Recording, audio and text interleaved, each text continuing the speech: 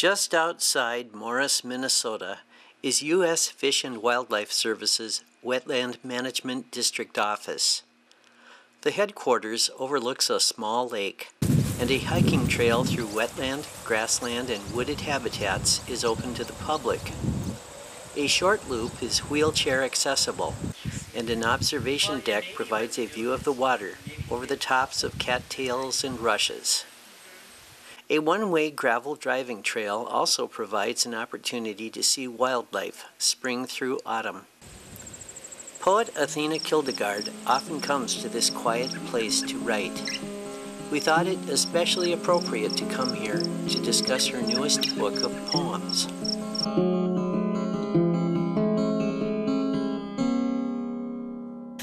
We're out at this beautiful setting, and I understand that you come here frequently to write poems. Mm-hmm. You want to say a word about that? Well, I come out here pretty frequently. Sometimes I do get first drafts of poems. How often do you come out? At least once a week I try to get out, not in the winter, but... Why here?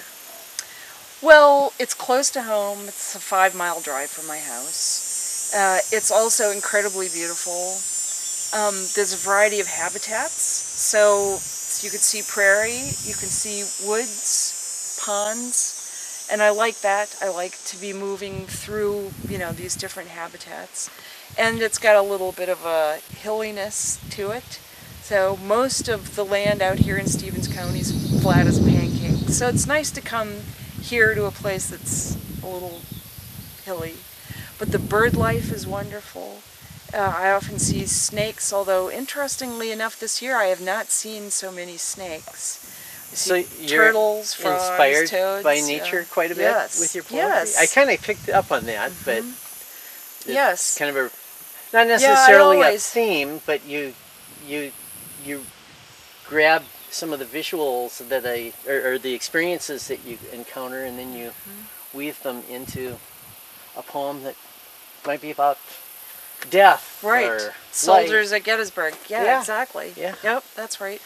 No, that's right. And really, so I grew up in St. Peter on the Minnesota River, and I spent a huge amount of time as a kid down at the Minnesota River. So for me, I mean, maybe it's escapist, but I really just like being by myself. I like the experience of being in a place and being completely absorbed by what's going on there. I mean, I can sit with binoculars for a long time watching stuff. And it's just entering this other world that's not me. Gets you into that creative zone? Yes, it does. Okay. Yes, it does. And you also are a part-time instructor in creative writing? I teach college writing and creative writing at UMM. Can you tell us a little bit about your path that brought you into, or have you always been a poet? I mean, have you always written poems? Yeah. So I have, by way of answering your question, I have a letter that my dad wrote to his mother when I was 6. And he had copied into the letter a poem I had written. Isn't that sweet? Sweet. About birds. And you still have the letter? I have the letter. I bet that's a treasure. Yeah, it is a treasure. Is it framed and on the wall? No, it's not. Just in a... It's tucked away in a safe place. Yeah. That's awesome. Yeah, wow. so it's, it's something I've been doing. And your father must have been quite an influence on you, because he was an English instructor. Oh, hey, right? I was really, really lucky growing up with my dad as a professor of English at Gustavus. One of his first students was Bill Holm. One of the other professors, one of his comrades in the English department was John Resmersky.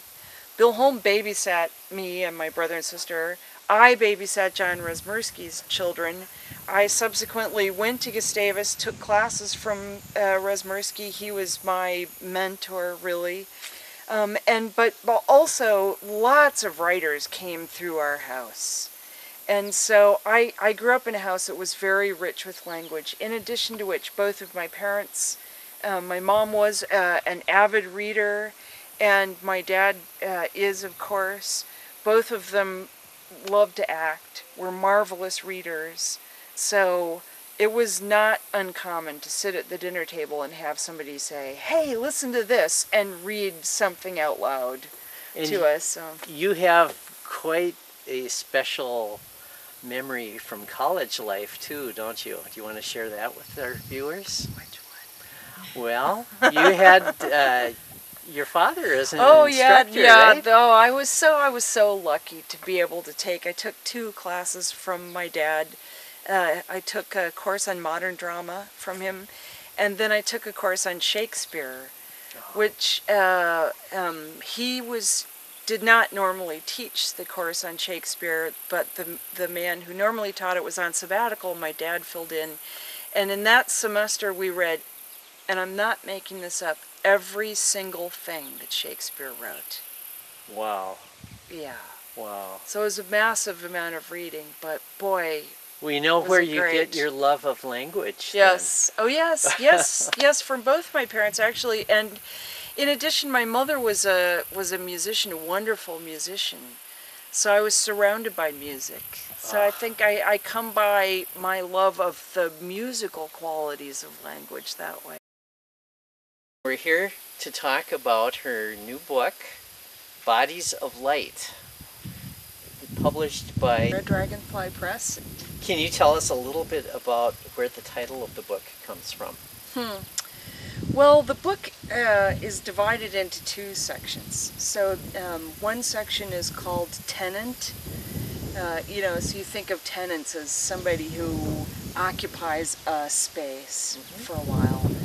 And then the second half is called Transit. So, movement. So light, to me, is one of the perfect examples of something which is both a tenant and transitory. So you look up at the night sky and there are stars up there. We're receiving their light, but the stars themselves are long gone. They've left their corporal selves, and yet their light is still traveling to us. So they're the perfect example of things which are both tenants and in transition or transitory. So the tenant poems, some of them kind of hit me as being a little bit dark, maybe? Oh, yes. I know.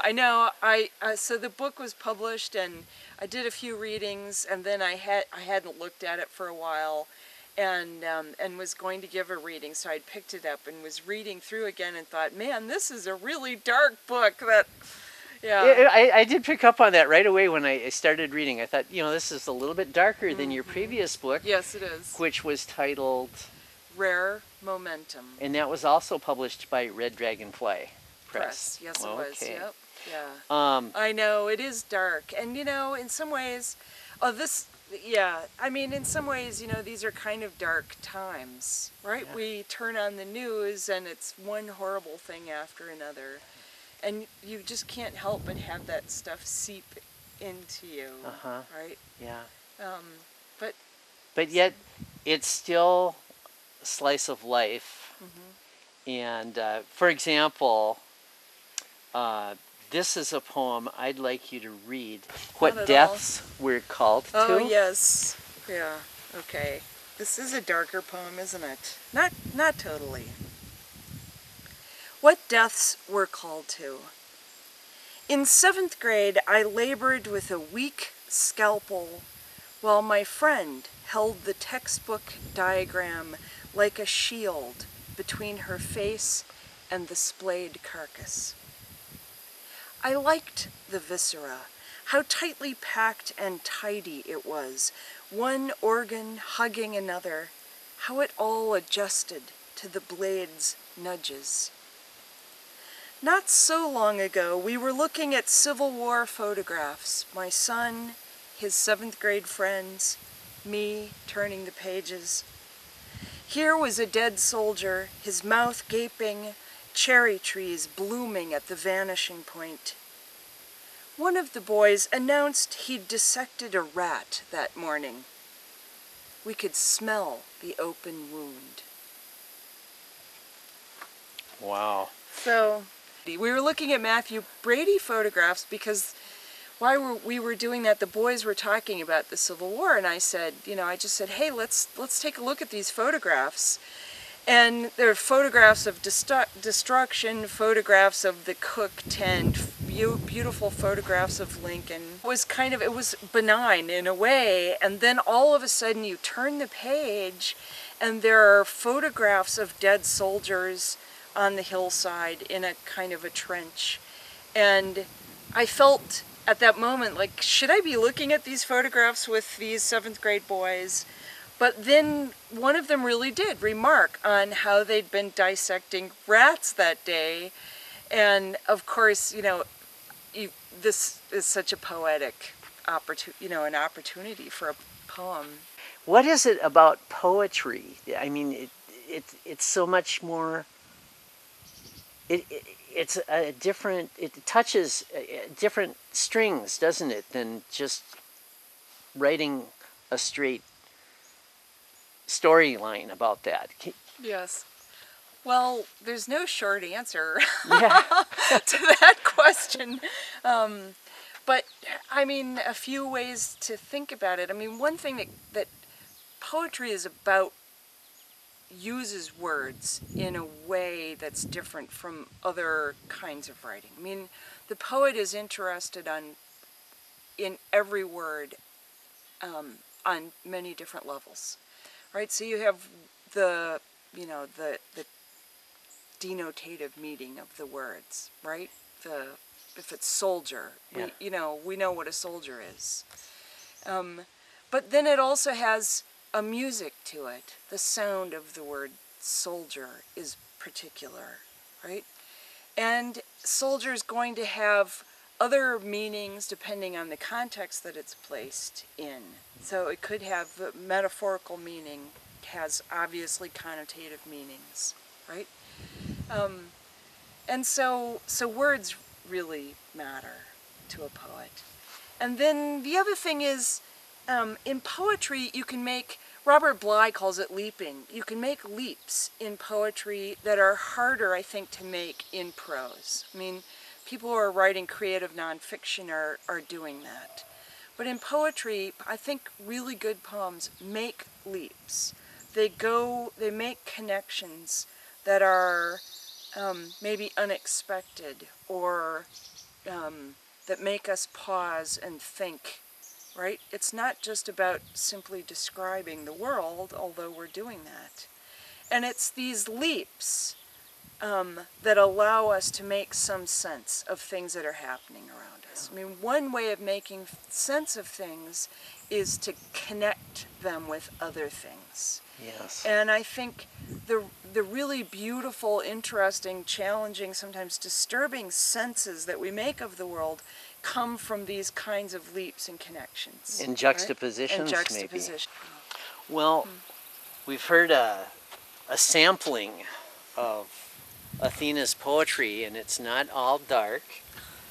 In fact... No, the boys fishing isn't a dark poem. Oh, I love it. It's just, you have such a wonderful style.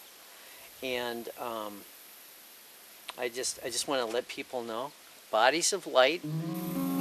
Thank you, Stephen. This is really fun. Thank you. It's been really my pleasure.